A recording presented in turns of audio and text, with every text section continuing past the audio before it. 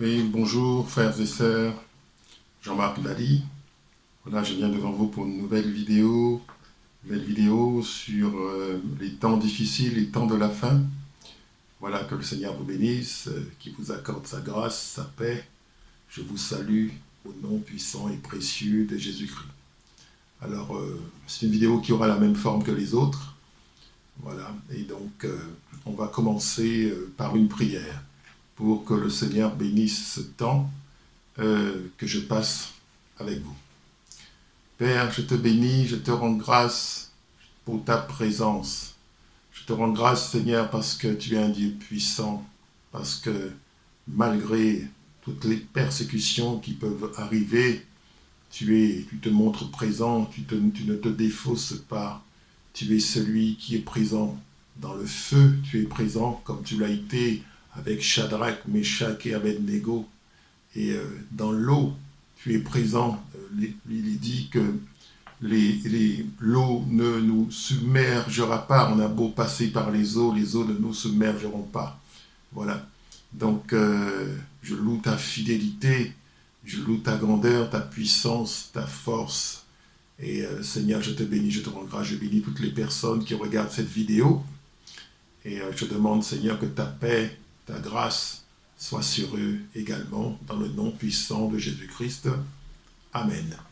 Je prends autorité maintenant sur tout esprit impur, toute entité spirituelle diabolique, toute créature spirituelle visant à s'opposer à la propagation de l'Évangile, s'opposer à ce que font les serviteurs de Dieu, s'opposer à Dieu, afin d'essayer de réaliser les désirs du diable, mais cela ne sera pas. Je commande à tous ces esprits impurs de quitter maintenant, au nom puissant et précieux de Jésus-Christ, pour les lieux arides, sans retour. Au nom de Jésus, Amen. Alors aujourd'hui, on va parler des temps difficiles. Temps difficiles, en fait, c'est pas un secret, c'est pas un grand secret que de dire que les temps de la fin seront des temps difficiles. Et c'est ce que dit Paul à son disciple et son fils spirituel, Timothée. Donc on va utiliser le deuxième livre de Timothée comme appui pour parler des temps difficiles et voir quels sont les conseils que Timothée reçoit de la part de Paul. Bien sûr, ces conseils nous sont parfaitement applicables et nous ferons naturellement une étude biblique, mais aussi essayer de comprendre ce que dit Paul et avoir une lecture des déroulements des événements de la fin pour comprendre effectivement que nous, la génération de la fin, ces avertissements nous concernent au plus haut point. Alors, tant que le Seigneur Jésus-Christ n'est pas revenu, nous sommes là dans l'attente, nous sommes là en train d'attendre ce retour en nous sanctifiant, en nous préparant, n'est-ce pas, en lavant nos vêtements, comme dit la parole, afin que nous puissions rencontrer le Seigneur des Seigneurs, le Roi des Rois. Je rends grâce, je remercie le Seigneur d'avoir mis dans nos cœurs cette certitude, parce que c'est une grâce, hein, le Seigneur dit, « Je te loue, Père, Seigneur du ciel et de la terre, de ce que tu as caché ces choses aux sages et aux intelligents, et que tu les révélées aux tout-petits. » Donc si vous êtes persuadé et convaincu que Jésus-Christ est le Messie, que Jésus-Christ est Seigneur et Sauveur, c'est parce que c'est une conviction qui vous a été donnée par le Père, cela vous a été révélé par le Père, et que vous êtes les petits destinés à recevoir le royaume, vous et moi. Amen. Alléluia. Merci Seigneur. On va commencer par parler des hommes des derniers temps. On va s'appuyer, donc, comme je l'ai dit, sur le livre de Timothée. Donc, deuxième épître à Timothée, à partir du chapitre 3, verset 1, je lis. « Sache que dans les derniers jours, il y aura des temps difficiles, car les hommes seront égoïstes, amis de l'argent, fanfarons, hautains, blasphémateurs, rebelles à leurs parents, ingrats, irreligieux, insensibles, déloyaux, calomniateurs, intempérants, cruels, ennemis des gens de bien, traîtres, emportés, enflés d'orgueil, aimant le plaisir plus que Dieu, ayant l'apparence de la piété, mais reniant ce qui en fait la force. Éloigne-toi de ces hommes-là. Alors, ici, c'est un avertissement que Paul donne à son disciple bien-aimé, Timothée, qui va prendre le relais, puisque notre temps sur la terre étant limité, il est bien évident que lorsqu'on a la possibilité d'avoir des fils spirituels et de se reproduire, entre guillemets, c'est-à-dire permettre que d'autres plus jeunes puissent bénéficier de votre expérience, de vos conseils, et se former, n'est-ce pas, pour le temps qu'ils auront à affronter. Amen.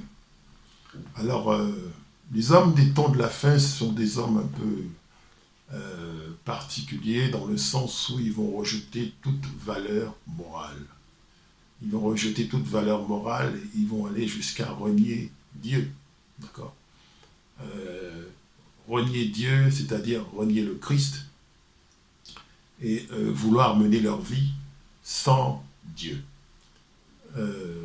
Et donc, ils auront des anti-valeurs par rapport aux valeurs chrétiennes, d'accord ? Tout ce que je viens de citer comme adjectif, ce sont des anti-valeurs par rapport aux valeurs chrétiennes. Donc, c'est des gens qui s'opposeront à Christ et qui s'opposeront aux chrétiens, d'accord ?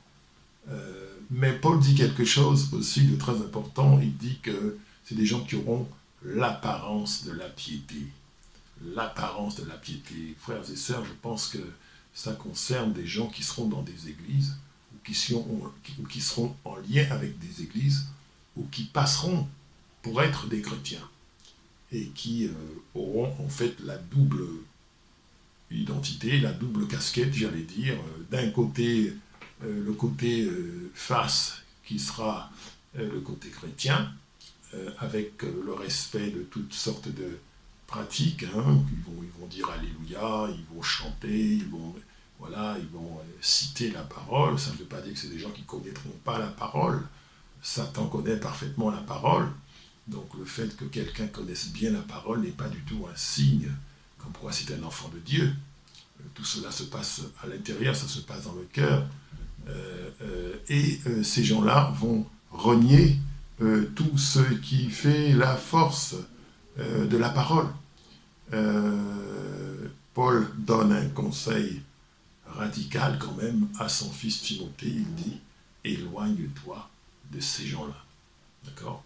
Donc ça veut dire que les chrétiens, dans les temps difficiles, les chrétiens authentiques, devront se tenir à l'écart d'autres prétendus chrétiens qui seront dans les églises, qui viendront, puisque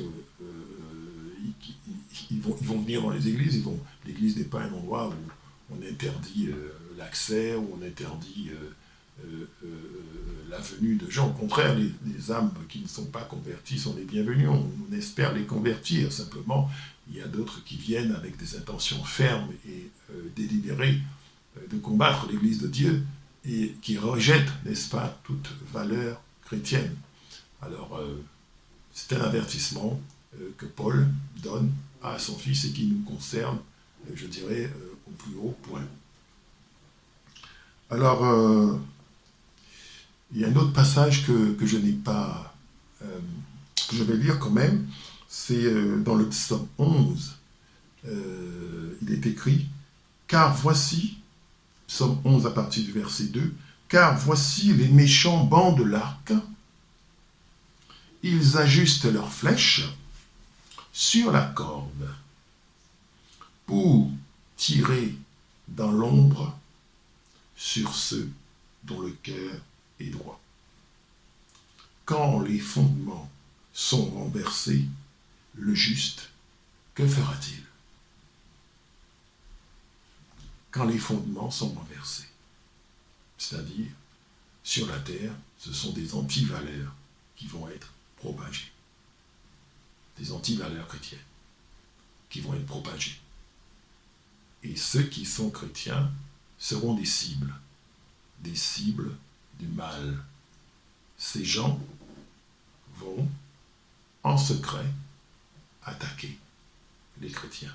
La parole le dit clairement, dit, ils ajustent leurs flèches sur la corde pour tirer dans l'ombre sur ceux dont le cœur est droit. Amen. Voilà. Donc, le Seigneur doit avoir la main sur nous. Je veux dire, dans ces temps de la fin, ces temps difficiles, il faut absolument avoir une vie dans le Seigneur, une vie nourrie, une vie de communion véritable. Il ne s'agit pas de faire semblant.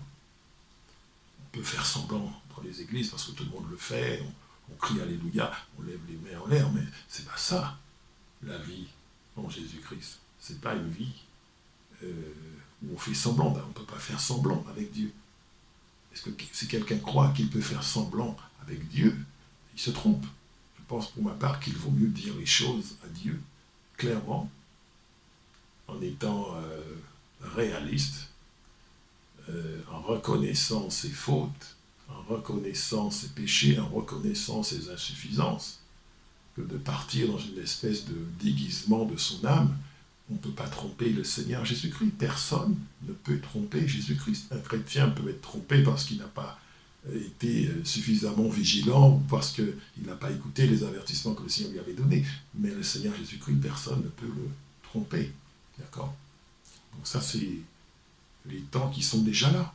Et que des chrétiens authentiques sont en train de vivre. Donc ce sont des choses que je vis personnellement, dans une mesure.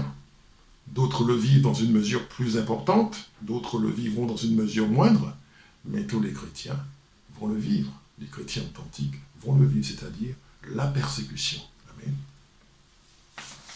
Voilà. Donc, pour avancer dans cet épître de Timothée, à Timothée, oui, c'est ça, cet épître à Timothée, Paul va parler aussi de ce que ces gens font pour attaquer et démolir des familles chrétiennes. Ils ont des stratégies, une manière d'approcher. C'est calculé et délibéré. Et ils se concertent avant l'action. D'accord ? Donc c'est organisé, c'est voulu. Et je pense que beaucoup de chrétiens sont dans des chaînes, sans savoir qu'ils sont dans des chaînes, simplement parce qu'ils sont des chrétiens, et que des gens l'ont vu, et ont décidé de leur imposer, n'est-ce pas, dans leur vie, un certain nombre de limitations, un certain nombre de chaînes, un certain nombre de situations difficiles. D'accord ? Paul continue à conseiller Timothée, et il va continuer à lui parler de ces hommes des temps de la fin, des temps difficiles. Il dit, il en est parmi eux, donc je suis au chapitre 3 à partir du verset 6, il en est parmi eux qui s'introduisent dans les maisons et qui captivent des femmes d'un esprit faible et borné, chargées de péché, agitées par des passions de toute espèce, apprenant toujours et ne pouvant jamais arriver à la connaissance de la vérité. Voilà. Alors, la femme est une des cibles de choix. La femme chrétienne, la femme qui est dans une famille chrétienne, la femme qui est une épouse, la femme, d'une façon générale. C'est une stratégie diabolique. Les femmes sont attaquées du fait qu'on connaît leur nature, puisqu'un homme et une femme n'ont pas la même nature.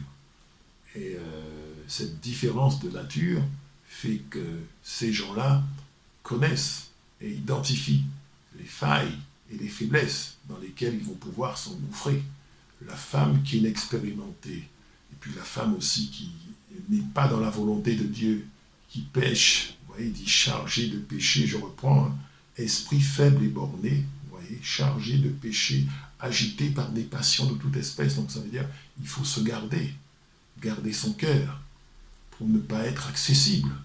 Et que cette situation, cet état de péché nous rend accessibles au mal. C'est-à-dire que la sainteté est un rempart contre ces attaques-là. Et donc la femme, l'homme, c'est pareil, hein, doivent marcher dans une certaine obéissance vis-à-vis de Dieu, une certaine sainteté, c'est-à-dire des choses qu'il faut faire, des choses qu'il ne faut pas faire. Il faut une vie réglée. Vous voyez ? Alors, rappelons-nous, pour illustrer cela aussi, ce que le serpent a fait dans le livre de la Genèse. Satan, qui a pris le corps d'un serpent pour commencer à agir et pousser les hommes vers la désobéissance, mais il s'est attaqué à la femme. Il ne s'est pas attaqué à l'homme, il s'est attaqué à la femme d'abord. Et ensuite, à partir de la femme, l'homme a été attaqué. Et l'attaque a été un succès. A été un succès. Ça veut dire les deux ont désobéi. Et finalement, ils se font chasser. Hein, la parole dit, tous sont péchés et sont privés de la gloire de Dieu. Nous en sommes là. Et c'est cela que Jésus-Christ est venu réparer, restaurer. D'accord ? Alors, je pense que il faut pas... Il y a une tendance. Personnellement, j'y ai cru aussi. J'y ai cru cette égalité entre les hommes et les femmes. Mais ce n'est pas la volonté de Dieu. La volonté de Dieu, c'est que ce soit l'homme qui fasse les choses, que ce soit l'homme qui est responsable devant Dieu. Dans le couple, c'est l'homme qui est responsable. D'accord ? Ça ne veut pas dire que la femme n'a pas son mot à dire, ça ne veut pas dire que la femme n'est pas importante. Voilà.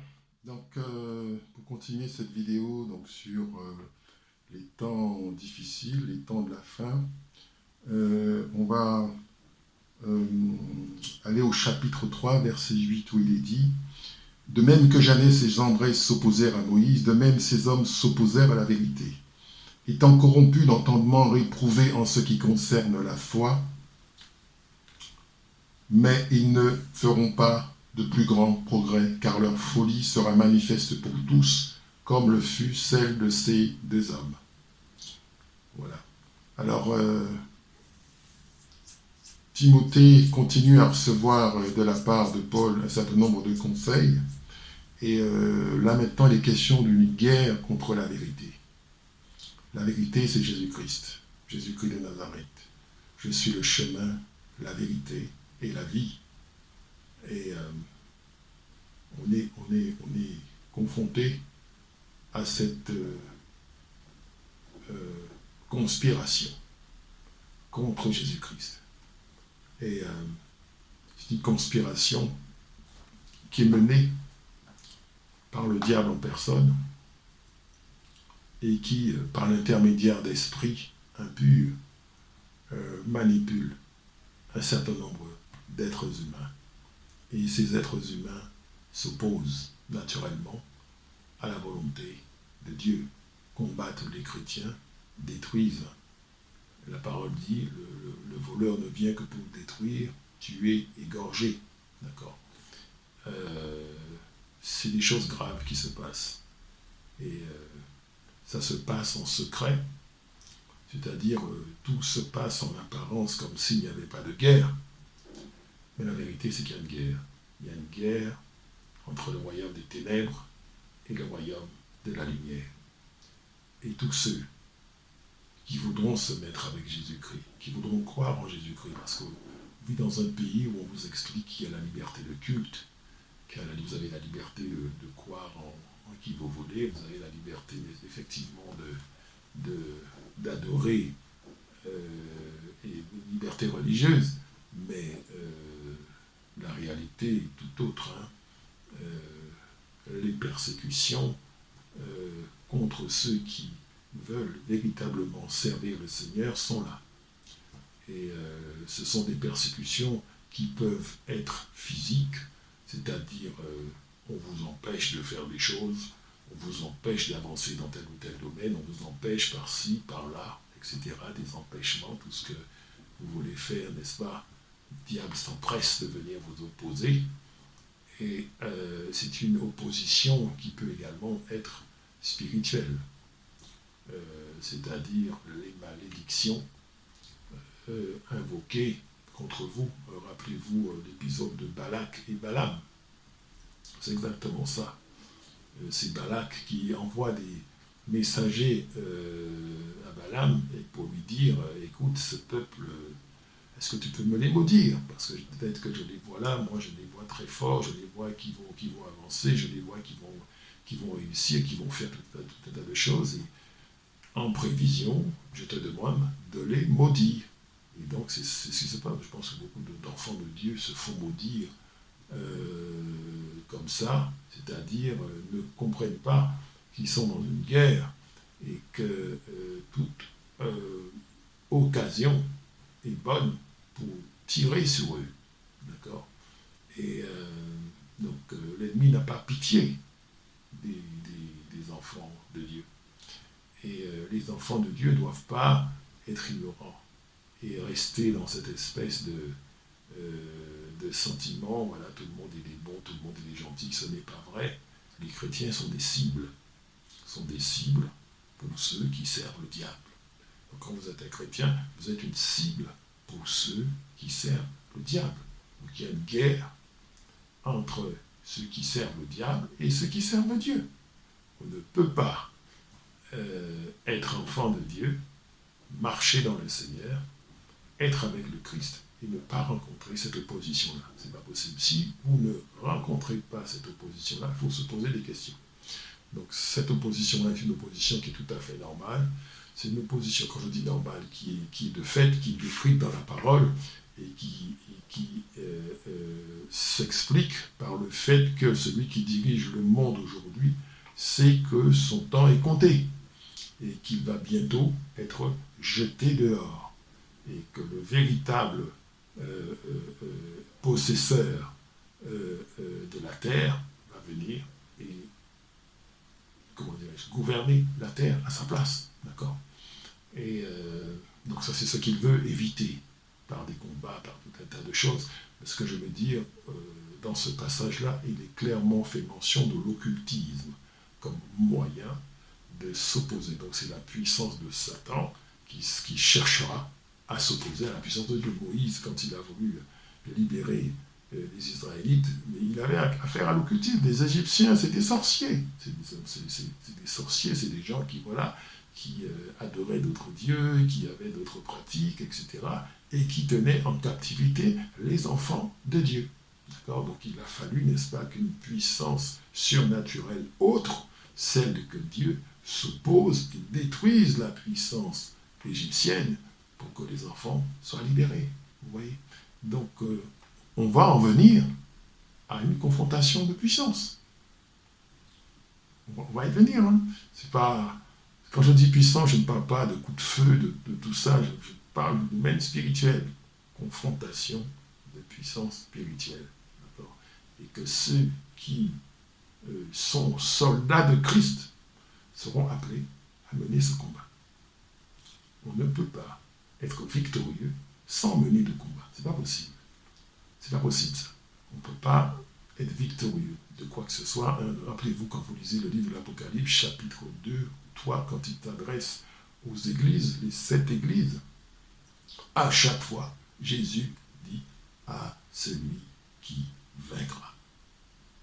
À celui qui vaincra. Donc, nous avons des armes spirituelles, il faut apprendre à les utiliser. Nous avons la Bible, la parole de Dieu. Nous pouvons confesser les paroles. Nous avons le Saint-Esprit qui peut nous avertir, qui peut nous parler. Nous avons les révélations, les prophéties qui sont là. Et puis nous pouvons jeûner. D'accord? Le jeûne est une arme très efficace. Jésus, en parlant d'un certain nombre de démons plus récalcitrants, dira à ses disciples, cette espèce-là ne sort que par le jeûne et la prière. Donc il y a une certaine... L'art du combat spirituel, j'allais dire, qu'il faut apprendre. Il faut apprendre le combat spirituel. C'est très important. C'est très important parce que c'est sur ce terrain-là que le combat va se dérouler avec ces hommes-là, ces hommes des temps difficiles, ces hommes des temps de la fin, qui seront des occultistes. Regardez aujourd'hui les gens qui sont dans les sociétés secrètes, c'est de l'occultisme. Sous toutes, quelles que soient les formes que ça peut prendre, l'appellation. Mais ce sont des ramifications de l'occultisme qui conduisent directement à dire que vous adorez Satan. Et que dans la mesure où vous faites des pactes avec lui, il va y avoir des puissances, comme ils le disent, mais en fait c'est des démons qu'on vous alloue. Et donc ça fait que, voilà, il va y avoir une confrontation. D'accord. Donc ça fait partie des passages par lesquels nous passerons, nous chrétiens authentiques, cette confrontation-là. Pour les chrétiens qui ne sont pas des chrétiens authentiques, ils ne sont pas considérés comme des gens dangereux. Les chrétiens qui ne respectent pas le Seigneur, qui déshonorent le Seigneur, c'est les chrétiens qui ne sont pas en Dieu et qui ne veulent pas, comment dirais-je, voilà, entrer dans cette soumission à ce que dit le Seigneur. Évidemment, le diable ne s'occupera pas d'eux parce qu'il sait déjà qu'avec eux, il n'y a pas de souci, il n'y a pas de véritable opposition. Il va s'occuper de ceux qui sont déterminés. Il va s'occuper de ceux qui aiment le Seigneur, de ceux qui sont fidèles. Il va s'occuper de ceux qui acceptent de souffrir pour Christ. Il va s'occuper de ceux qui cherchent à se rapprocher de Christ, ceux qui veulent marcher avec Dieu. Voilà. Et donc, c'est des choses qui sont déjà là, qui sont en train de se faire. Et ça va s'amplifier. À mesure que Christ va revenir, ça va s'amplifier. Amen. Voilà. Alors, des souffrances dans la mission. Il n'y a pas d'enfant de Dieu sans mission, comme j'aime à dire. Il n'y a pas d'accident. Quelqu'un ne naît pas comme ça par accident. On dit voilà, j'ai déjà entendu ça, des gens qui se font dire des paroles assez dures, disant voilà, toi tu es un accident sexuel. Façon de dire les conditions dans lesquelles tu es né sont douteuses. Et ce sont des choses dont tu ne devrais pas être fier. Moi je pense que chaque personne qui arrive sur la terre est un enfant qui peut devenir un enfant de Dieu, dans la mesure où il le veut, qu'il accepte le Seigneur Jésus-Christ. Et quand il fait ça, mais il a une mission, effectivement, qui lui est assignée. On le voit dans... En fait, c'est pas la mission, mais on voit ce qui se passe quand on a une mission du Seigneur. 2 Timothée, c'est toujours Paul qui parle à Timothée. 2 Timothée, chapitre 3, à partir du verset 10. Pour toi, tu as suivi de près mon enseignement, ma conduite, mes résolutions, ma foi, ma douceur, ma charité, ma constance, mes persécutions, mes souffrances. À quelles souffrances n'ai-je pas été exposé à Antioche, à Icône, à Lystre? Quelle persécution n'ai-je pas supporté? Et le Seigneur m'a délivré de toutes. Or, tous ceux qui veulent vivre pieusement en Jésus-Christ seront persécutés. Tous ceux qui veulent vivre pieusement en Jésus-Christ seront persécutés. Voilà. Et il y a un prix. Ça va coûter quelque chose. Servir Jésus-Christ, c'est vrai que le prix que je paye, c'est pas ça qui me sauve. Pour me sauver, il a fallu le sang de Jésus. Mais marcher avec Jésus-Christ, à mon niveau, à mon échelle, ça va me coûter quelque chose. Ça va me coûter... ça peut me coûter, je sais pas, des choses auxquelles je tiens et que je dois lâcher. Des choses que j'aime et que je dois lâcher. Des persécutions dans ma vie. Des choses que je n'arrive pas à faire facilement parce qu'il y a des oppositions, parce que voilà, c'est pas possible. Mais l'essentiel, c'est de rester loyal à Jésus-Christ. Parce que Jésus-Christ, lui, il est loyal. Il est loyal envers ceux qui lui sont loyaux. Et c'est ça. Ne pas sous-estimer la puissance de Christ. Christ, il est tout puissant. La puissance dont il dispose pour nous, on en parle dans Éphésiens, dans le livre d'Éphésiens, premier chapitre, où il est dit que Dieu a déployé sa puissance en Christ pour le ressusciter. D'accord? Dieu dispose d'une puissance, une grande puissance, une puissance immense qu'il met à la disposition de chacun, en fonction de sa sagesse à lui, parce qu'il connaît la mission et il sait déjà c'est à quoi nous serons confrontés. Amen. Voilà. Alors les persécutions feront partie, n'est-ce pas, du voyage. Les persécutions aussi sont à la hauteur de la mission. Ça veut dire, plus la mission est importante, plus la mission est grande, plus les persécutions seront à la hauteur aussi importante. Et quand on a beaucoup de persécutions, il faut se poser la question. La mission, elle est grande. Comment? Voilà. Souvent, c'est plus grand que nous-mêmes. Parce qu'on s'imagine les choses à notre échelle, mais Dieu n'est pas comme nous. Dieu peut nous propulser dans des choses vraiment immenses. Comment dirais-je, dans lesquelles on se sentirait perdu. Mais pour qui sait marcher avec Dieu, ça ira. Et le diable, il voit ça. Alors il ne veut pas que ça se fasse. Il fera tout pour que ça ne se fasse pas. Voilà. Mais le Seigneur a tout prévu. Le Seigneur a tout prévu. Le plan, c'est le plan du Seigneur. Il faut accepter le plan du Seigneur. Seigneur, j'accepte ton plan dans ma vie. J'accepte ton plan dans ma vie. Au nom de Jésus-Christ. Amen. La mission de Paul, c'était quoi? On le voit dans Acte 9, verset 15. C'est au moment où, quand il a été frappé d'aveuglement pendant 3 jours, Jésus va demander à l'un de ses disciples d'aller voir Paul. Et Jésus va lui parler en ces termes. Mais le Seigneur Jésus lui dit, va, car cet homme est un instrument que j'ai choisi pour porter mon nom devant les nations, devant les rois et devant les fils d'Israël. Je lui montrerai tout ce que je dois souffrir, tout ce qu'il doit souffrir pour mon nom. Souffrir pour le nom de Jésus. C'est la mission de Paul. Qu'est-ce que vous croyez que ça va être notre mission à nous? Nous qui sommes à la suite de Dieu, comme Paul. Mais ça va comporter une part de souffrance, nécessairement. Nécessairement, ça va comporter une part de souffrance. Amen. Donc, le monde, ces temps difficiles, ces temps de l'affaire, imposeront des souffrances aux chrétiens. Des souffrances seront imposées aux chrétiens. Et ce sera l'opportunité,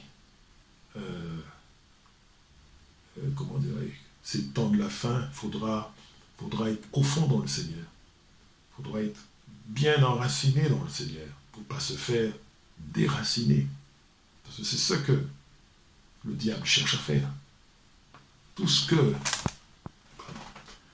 qu'un enfant de Dieu peut faire, tout ce qu'un enfant de Dieu peut faire, il le fait par la foi avec Dieu. Tout ce qu'un enfant de Dieu peut faire, il le fait par la foi avec Dieu. Christ est le rémunérateur, le consommateur et le rémunérateur de notre foi. Ça veut dire la foi, c'est la base. Il faut garder cette foi. Et le diable va s'attaquer à cette foi, justement. En s'attaquant aux circonstances et en disant, voilà, tu vois. Donc il faut savoir garder la foi du Seigneur. Je te garde ma foi, toujours, en toutes circonstances. En toutes circonstances, il va pousser le diable. Mais il faut garder la foi. D'accord. Voilà. Ça, c'est une clé. Le Seigneur disait aussi, quand le Fils de l'homme reviendra, trouvera-t-il la foi sur la terre? C'est la foi qu'il attend. Ouais. Prions le Seigneur pour qu'il nous accorde sa foi C'est très très important. On ne peut pas tenir sans ça. Sans foi, on ne peut pas tenir, c'est pas possible. Il faut rester accroché au Seigneur. Et ne jamais se dire, ça y est, c'est bon, je suis arrivé. Non. Tant que vous n'avez pas franchi la ligne d'arrivée, tant que vous n'avez pas quitté ce monde, tant que Christ n'est pas revenu, tant que notre état n'a pas basculé dans autre chose, et qu'on regarde cette vie en arrière, parce qu'on est entré dans la vraie vie, dans la vie avec Dieu, on ne peut pas se relâcher, et on ne peut pas se dire, ça y est, c'est bon. Non, pas de relâchement. Il faut garder la vigilance et demeurer comme toujours un enfant devant le Seigneur qui se nourrit des enseignements et des paroles du Seigneur. Ne pas dire, ça y est, je sais, je connais, je sais, j'ai compris. Non. Toujours accepter cette dépendance vis-à-vis du Seigneur. Amen. Voilà. Alors aussi, ce qu'il faudra faire pour ces temps difficiles par rapport à la parole, c'est-à-dire la parole de Dieu, la Bible. Paul parle encore à Timothée à ce sujet. Il dit, 2 Timothée chapitre 3 verset 15, « Dès ton enfance, tu connais les saintes lettres qui peuvent te rendre sage à salut par la foi en Jésus-Christ. Toute écriture est inspirée de Dieu et utile pour enseigner, pour convaincre, pour corriger, pour instruire dans la justice, afin que l'homme de Dieu soit accompli et propre à toute bonne œuvre. L'homme de Dieu, ou la femme de Dieu, doit manger la parole de Dieu, manger le rouleau, manger la parole, lire la parole, dévorer la parole, se nourrir de la parole. On a besoin, pour se développer, pour développer cet être intérieur, se nourrir, comme le disait Jésus, de toute parole qui sort de la bouche de Dieu. L'homme ne se nourrira pas seulement de pain, mais de toute parole qui sort de la bouche de Dieu. Donc la parole doit avoir une place primordiale, essentielle dans notre vie. Jésus dit encore, si quelqu'un m'aime, il gardera ma parole. La parole de Dieu doit être lue, méditée, connue, relue, ruminée. Voilà, la parole de Dieu, c'est une nourriture. C'est notre nourriture, nourriture de l'être intérieur. Et c'est ainsi qu'on grandit, que l'être intérieur grandit et qu'on se développe, parce qu'il faut absolument être mature spirituellement pour affronter ces temps difficiles. Parce que ces temps difficiles sont là déjà, et ça va augmenter jusqu'au moment où le Seigneur va enlever son Église. Mais pour tenir pendant ces temps difficiles-là, il faut de la maturité spirituelle. Il faut de la maturité spirituelle. Si on est un bébé spirituel, on ne tiendra pas. Il faut de la maturité spirituelle. C'est très important. Et ça s'acquiert par un développement de l'être intérieur. Et pour qu'il se développe, il faut lui donner à manger. De quoi se nourrit-il? De la parole de Dieu. Donc c'est une stratégie de précaution pour pouvoir tenir pendant les temps difficiles, ces temps de la fin. D'accord? Ensuite, il ne suffit pas d'être appelé de Dieu.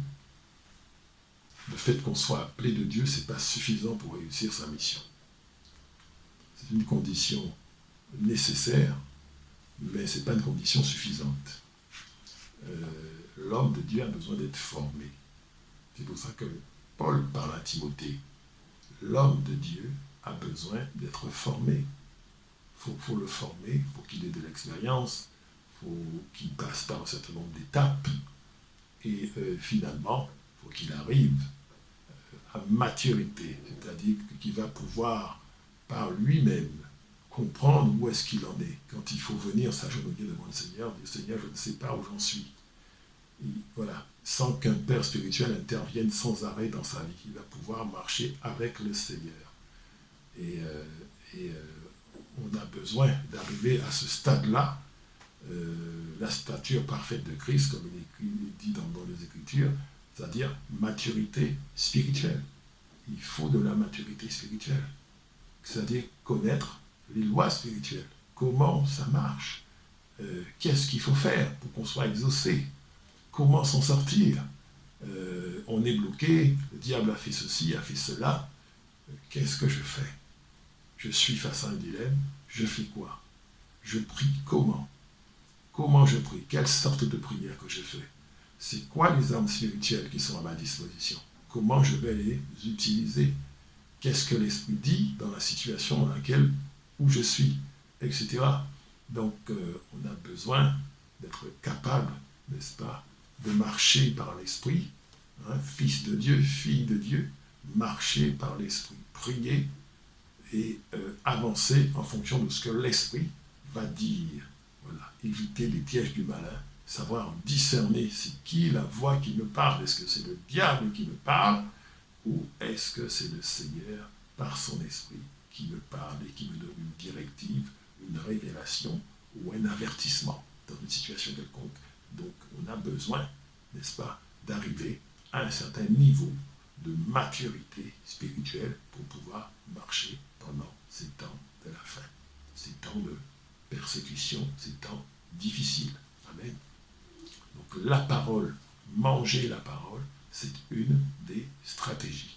Donc ne vous séparez jamais de vos Bibles, ne vous séparez toujours une Bible à porter. J'en ai plusieurs, j'ai plusieurs sacs, j'ai plusieurs endroits où j'en ai plusieurs, voilà, à n'importe quel moment. Si je veux ouvrir la parole, je peux l'ouvrir. Dans ma voiture, il y en a une, dans mon sac, il y en a une, etc. J'en ai un petit peu partout. Donc ça veut dire, la parole, c'est la nourriture quotidienne, et c'est ce que je médite, d'accord, c'est ce qui me nourrit, et je marche avec la parole. Donc, proximité vis-à-vis de la parole de Dieu. Amen. On ne peut pas se dire aimant Jésus-Christ et ne lisant pas de façon assidue sa parole. Ce n'est pas compatible. Il dit, celui qui m'aime, il gardera ma parole.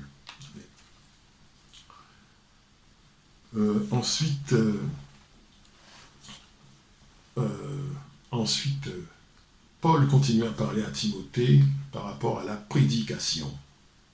Prédication. On est au chapitre 4. 2 Timothée, chapitre 4, à partir du verset 2. Il est écrit. Prêche la parole. Insiste en toute occasion, favorable ou non. Reprend, censure, exhorte avec douceur et en instruisant. Car il viendra un temps où les hommes ne supporteront pas la saine doctrine, mais, ayant la démangeaison d'entendre des choses agréables, ils se donneront une foule de docteurs selon leurs propres désirs, détourneront l'oreille de la vérité et se tourneront vers les fables. Amen. Se tourneront vers les fables, ça veut dire délibérément abandonner la vérité pour aller vers les fables. Voilà. Donc il y a des gens qui font ça parce qu'ils ont envie d'entendre ce qu'ils ont envie d'entendre. Et la vérité a ceci, c'est que la vérité n'accepte aucune compromission. La vérité, c'est la vérité. Et souvent, quand on l'entend, elle nous heurte. C'est pour cela qu'il faut que l'amour de la vérité soit donné aux enfants de Dieu, surtout dans ce temps de la fin. L'amour de la vérité, quand le Seigneur va vous révéler que tous les problèmes par lesquels vous passez jusqu'à présent, c'est parce que vous n'avez pas écouté ce qu'il vous a dit. Ça, c'est une vérité. Ouais. Il faut l'accepter, l'avaler et dire, mais tout ce que j'ai fait jusqu'à présent, c'était de la désobéissance. Ouais. Il y a un verset dans Isaïe, chapitre 48, verset 18, qui dit si tu étais attentif à mes commandements, ton bien-être serait comme les flots de la mer. Non, ton bien-être serait comme un fleuve et ton bonheur comme les flots de la mer. Ouais. C'est un très très beau passage, mais c'est un terrible verset qui nous explique et exprime le fait qu'on puisse être sourd aux paroles du Seigneur, qu'on puisse être décidé à suivre notre propre voie et qu'on puisse délibérément faire notre propre malheur parce que nous refusons d'écouter ce qu'il nous dit. C'est pour ça que le Seigneur est obligé d'aller parfois à des situations extrêmes pour nous faire céder. Parce qu'on refuse de céder. On parle alors de brisement. Et ce brisement doit intervenir parce qu'il faut que celui qui est en nous et qui refuse, c'est-à-dire la chair, il faut qu'il soit brisé. La chair ne veut pas obéir à Dieu. La chair, même l'intellect, on peut se dire, voilà, il y a de bonnes choses que je peux faire, mais je ne fais pas ce que le Seigneur me dit de faire. Je fais de bonnes choses, mais je ne fais pas ce que le Seigneur me dit de faire. Vous voyez, c'est des choses qu'il faut apprendre à comment dire, des choses qu'il faut apprendre à gérer et se dire qu'on peut être dans l'erreur et ne pas hésiter à se mettre à genoux, dire Seigneur, qu'est-ce qu'il en est? Éclaire-moi, prends-moi par la main, rester un enfant devant le Seigneur, pas dire moi je sais, je connais, je vais faire, j'ai déjà vu, j'ai tout compris, etc. Non. On a besoin d'être guidé, d'être pris par la main, par le Seigneur. Amen. Voilà. Alors, je ne sais pas si je vais continuer comme ça, je vais juste... oui. Alors, le bon combat, donc Paul continue, de Timothée chapitre 4 verset 7, « J'ai combattu le bon combat, j'ai achevé la course, j'ai gardé la foi. Désormais la couronne de justice m'est réservée.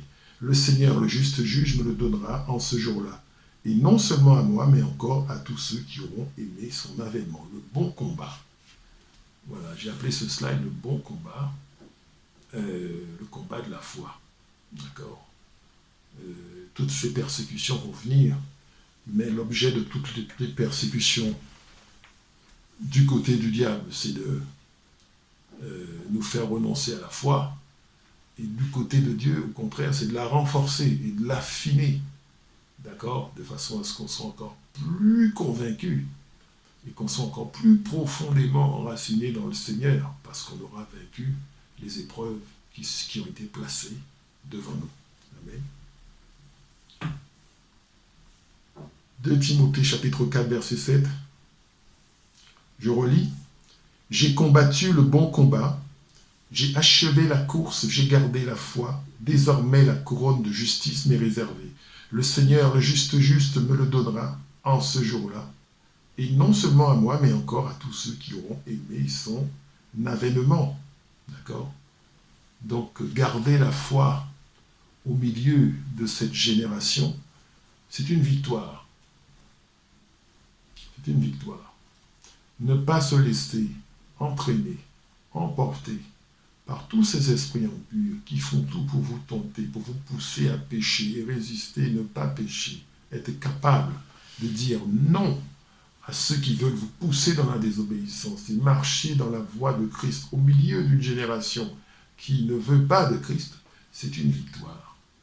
Et tous ceux qui remporteront cette victoire seront récompensés par une couronne. Personnellement, j'ai l'intention d'avoir une couronne avec le Seigneur, je ne sais pas pour vous, mais je compte aller au bout. Et bien sûr, je ne sais pas quelle sera la distance à tenir, mais il faudra aller au bout et il faudra que le Seigneur nous aide. Et ça veut dire il faut rester avec le Seigneur, il faut rester dans la fidélité, mener le bon combat, le combat de la foi, garder la foi. Et même si tout s'écroule, gardez la foi. Seigneur, je garde la foi en toi. Au nom de Jésus-Christ, gardez la foi, quel que soit ce qui se passe. Le combat le véritable, c'est le combat de la foi, puisque la foi, c'est le moyen par lequel on peut vaincre ces choses-là, vaincre le diable, vaincre le mal, vaincre tout ce qui se déferle contre vous. Le but pour toutes ces choses, c'est de vous faire vous décourager. Mais non, refusez le découragement. Refusez l'abattement, pardon. Refusez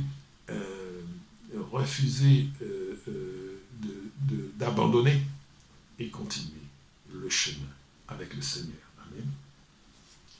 Dernier slide, j'ai appelé s'appuyer sur le Seigneur seul. S'appuyer sur le Seigneur seul. Alors on va, quand on est chrétien, connaître des abandons, des trahisons, des gens qui vont vous jurer qu'ils sont des chrétiens qui marcheront avec vous et qui finalement vont vous lâcher, vont lâcher le Seigneur et vont retourner dans le monde. Voilà. Il y a des gens qui le font, qui l'ont fait et qui le feront. Ça peut vous arriver, ça peut m'arriver à moi. Ça m'est déjà arrivé d'ailleurs. La question est-ce qu'on sait rester avec le Seigneur seul? C'est-à-dire s'appuyer sur le Seigneur seul. Ce sur lequel on s'appuie, c'est ce qui va nous soutenir. Mais si cette chose se défausse, se retire, eh bien, on n'a plus rien qui nous soutient. Donc on tombe. C'est pour ça qu'il est important, très important, de vérifier, d'être sûr qu'on s'appuie véritablement sur le Seigneur. On s'appuie sur le Seigneur, c'est-à-dire avec une foi ferme dans le Seigneur et dans toute situation. S'appuyer sur le Seigneur seul, être capable. Alors Paul, c'est ce qu'il va connaître. Il va connaître des abandons, il va connaître des gens qui vont partir, qui vont le laisser, sur lesquels peut-être qu'il comptait, et qui vont le lâcher, tout simplement. On va lire 2 Timothée, chapitre 4, à partir du verset 9. « Viens au plus tôt vers moi. » Paul s'adresse toujours à Timothée. « Viens au plus tôt vers moi, car Démas m'a abandonné par amour pour le siècle présent. Il est parti pour Thessalonique. Dans ma première défense, personne ne m'a assisté, mais tous m'ont abandonné. Que cela ne leur soit point imputé. C'est le Seigneur qui m'a assisté et qui m'a fortifié, afin que la prédication fût accomplie par moi et que tous les païens l'entendissent, et j'ai été délivré de la gueule du lion. Savoir s'appuyer sur le Seigneur seul, c'est très important. Les gens vont vous lâcher. Ils vont vous faire des promesses, chrétiens ou pas chrétiens. Ils vont vous faire des promesses, et puis quand viendra le moment de l'épreuve, vous allez vous retrouver seul. Vous pouvez vous retrouver seul. Et il faudra apprendre à marcher avec le Seigneur seul, s'appuyer sur le Seigneur seul, recevoir du Seigneur seul. C'est comme ça qu'on devient un vrai enfant de Dieu. On s'appuie sur personne. Les gens vous font des promesses, ils font pas. Les gens respectent leurs paroles ou pas. Les gens vous aident ou pas. Peu importe. Peu importe. Le Seigneur, lui, ça c'est sûr, il sera fidèle. Il sera fidèle. L'homme de Dieu, la femme de Dieu, doit apprendre à s'appuyer sur le Seigneur seul. quelquefois, mais c'est la solitude, rester seul, apprendre à rester seul, ne pas toujours vouloir de la compagnie des gens, apprendre à rester seul, ça fait partie des attaques diaboliques aussi. Puisque si on sait que vous ne pouvez pas supporter la solitude, ben, il suffit que vos amis vous lâchent et puis voilà, c'est fini. C'est une faille. Vous croyez que Satan ne va pas utiliser cette faille contre vous? Il va l'utiliser. Vous poussez dans la solitude.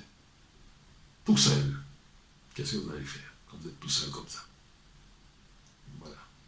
Il faut l'intimité avec le Seigneur. Le cœur à cœur avec le Saint-Esprit.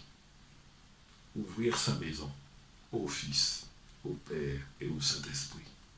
Et aussi aux anges. Voilà.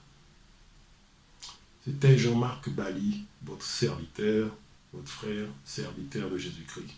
Je vous bénis dans le nom puissant et précieux de Jésus-Christ. Je vous remercie de m'avoir suivi pour ce message et que le Seigneur vous bénisse abondamment, qu'il vous conduise dans ses pas à lui et vous fasse grandir, vous développer et que vous soyez des fils et des filles de Dieu authentiques, capables de marcher avec Dieu seul. Que le Seigneur vous bénisse. Amen.